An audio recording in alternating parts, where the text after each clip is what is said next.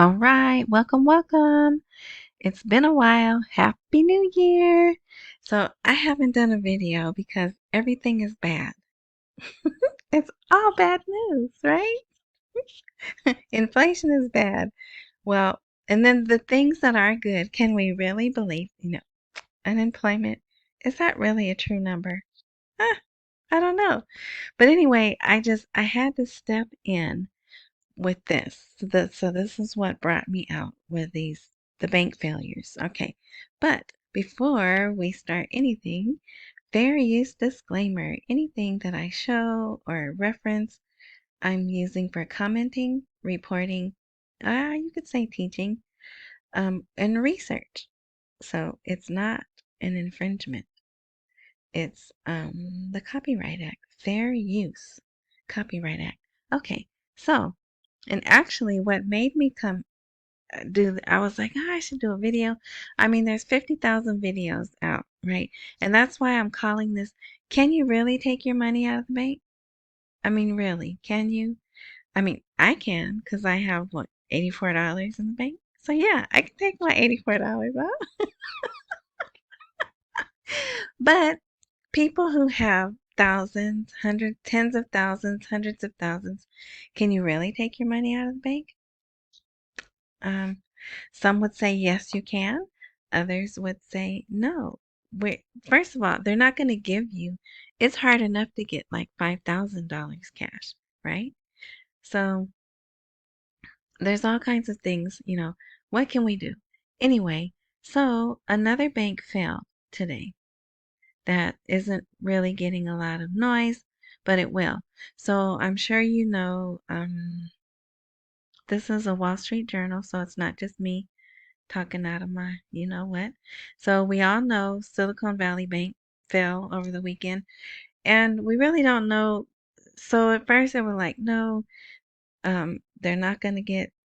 Okay, one thing I do like, they're not doing bail-ins, right? But maybe they're not doing bail-ins because so far these banks are tied to crypto. Well, Silvergate, that's the first bank that fell. That's tied to crypto. Signature Bank, this other one that was closed today, right, um, is closely tied to cryptocurrency companies, right? So, of course, they had more money than the FDIC covers, right? So they're saying that the Fed stepped in, so there won't be a bank run come Monday on other banks, right? Okay, so when this happened, so the New York bank's depositors will be made whole, officials said. And we just have to watch. It's still kind of too soon, right? It just happened Friday. Who knows what took place over the weekend? But also you have to look at, and they're not shy about pointing out what happened prior to uh, the Silicon Valley Bank failing. Um, they moved a lot of their money to another, it's called Brex or Brix, BREX or BRIX. I didn't even look it up, but a lot of money went there. Um, the shareholders sold a lot of their stock, millions, made like $3 or $5 million worth of stock. So again, the rich took care of themselves. So that's another thing you have to look at. Um, if you have multi-millions, you're on the inside and they kind of warn you, right? But look at this. So Friday, Market Watch put this article out. It started out, the original title was 10 banks that are sitting on huge potential security losses, as was Silicon Valley Bank. But now it says 20. So, and look, this is probably from it doesn't say when this took place, but bank people don't dress like that anymore. And people in general don't dress like that anymore, right? Look at those hats and everything. But anyway, look, I have to watch my time. Okay, So, let's see. So, what made me go back to this article, I did read this article, but what made me go back to it, the list of 10 banks with unfavorable interest margin trends.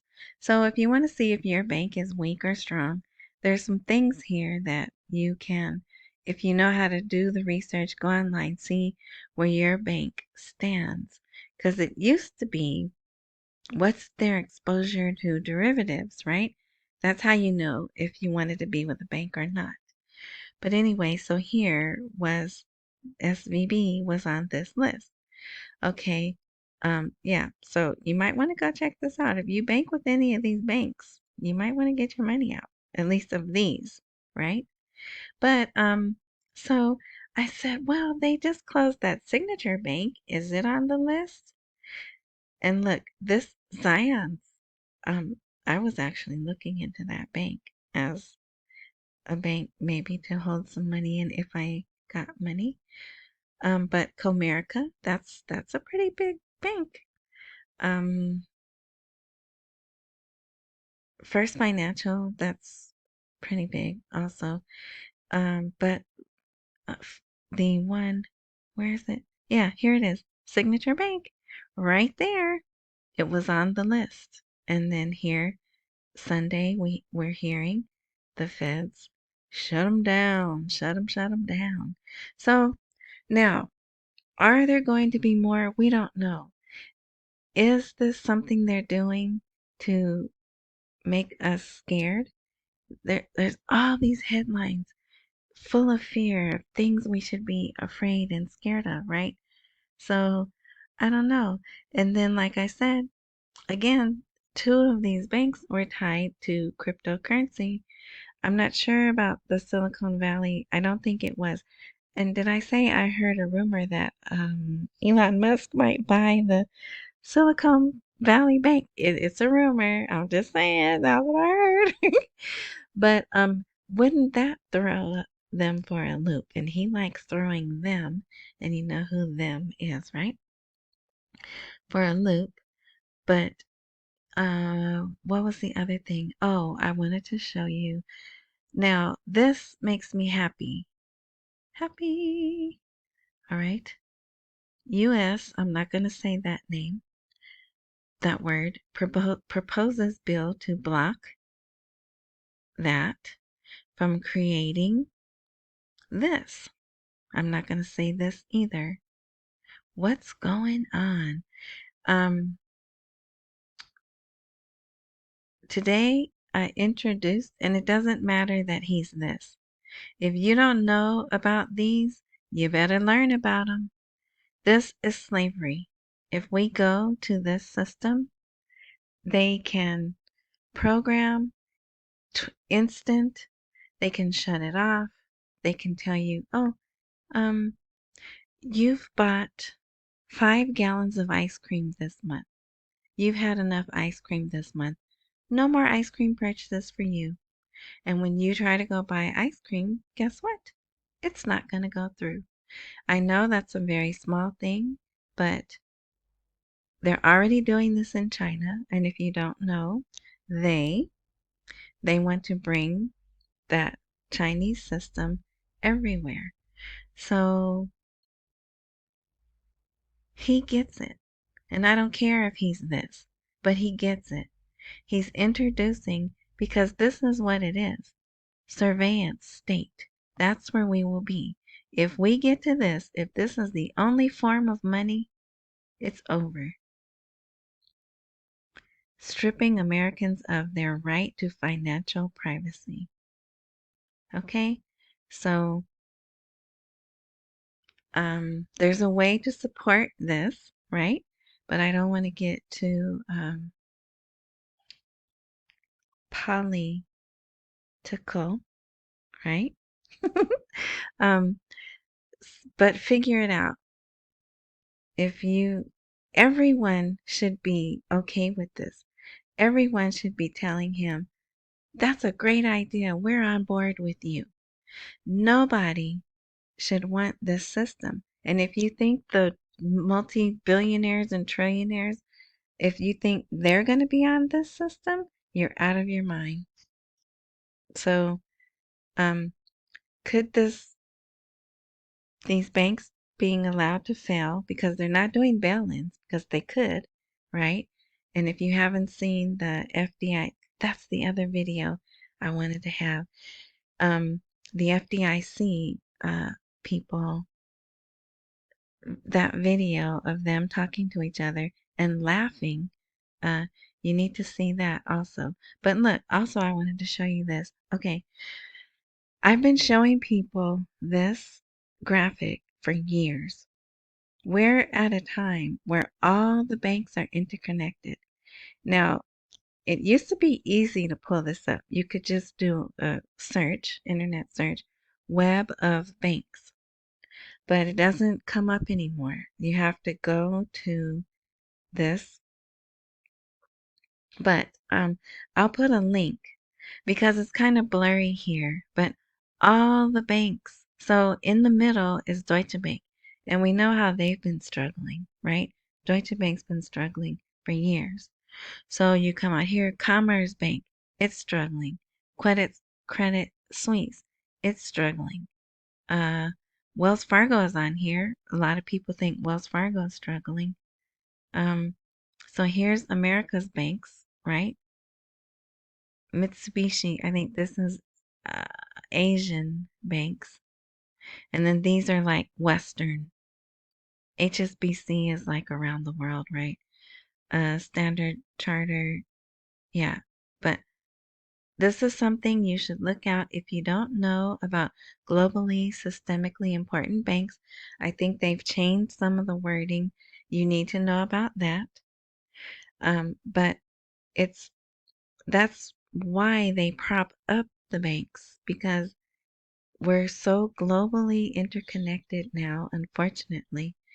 If one bank goes down, it's a domino effect. Matter of fact, I think Santander did go down. Or one of these two, I think they had to get merged. Either Social General or whatever. I'm not saying that right.